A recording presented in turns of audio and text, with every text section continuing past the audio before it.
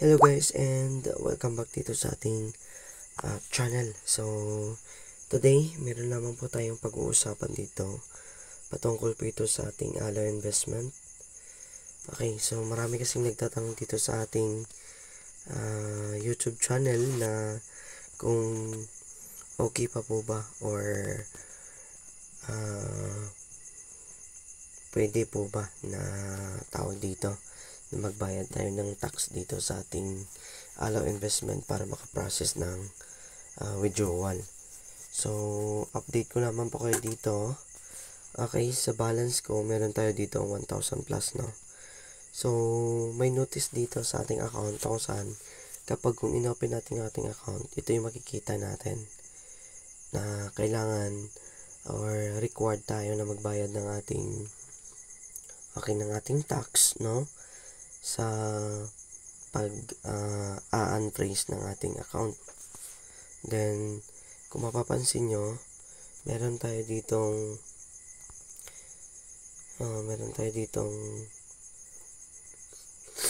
notice na na-receive din. Yung mababayaran nating tax is nasa 175 yung ating mababayaran. Ayan. So meron tayong 1,223.05. Then ang makukuha natin dito, i-log out natin ulit para makita natin kung magkano yung mababayad natin na tax. Ayan. So click natin yan. Teka, click tayo na ulit.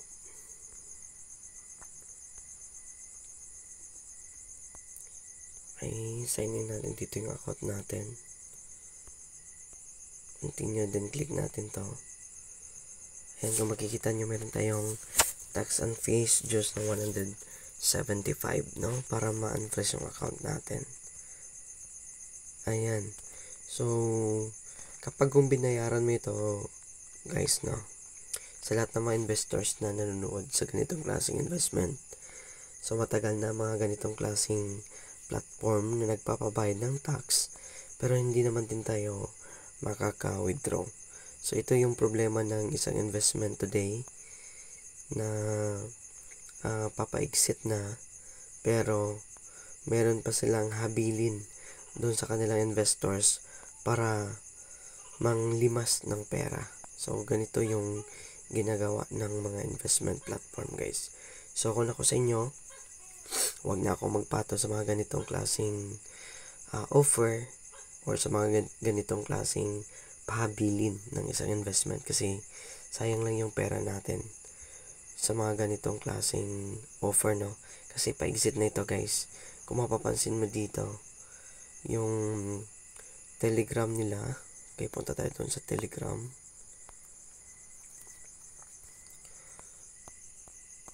Okay, sa Telegram channel nila, kung mapapansin mo, yung unlike, no, na emoji dyan ay pinakamarami. So ibig sabihin, maraming mga investors dito na sanay na sa mga investment.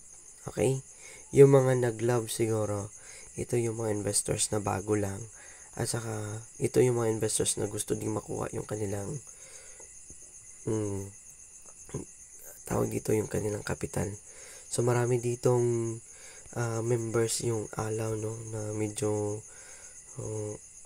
malaki-laki yung kanilang invest, kasi umaabot sila dito ng 30,000. May mga investment dito na 30, may mga investment dito na 100, and more than 200 pa yung iba. Umaabot pa yung iba ng 400,000 kasi mas mabilis dito yung payout before.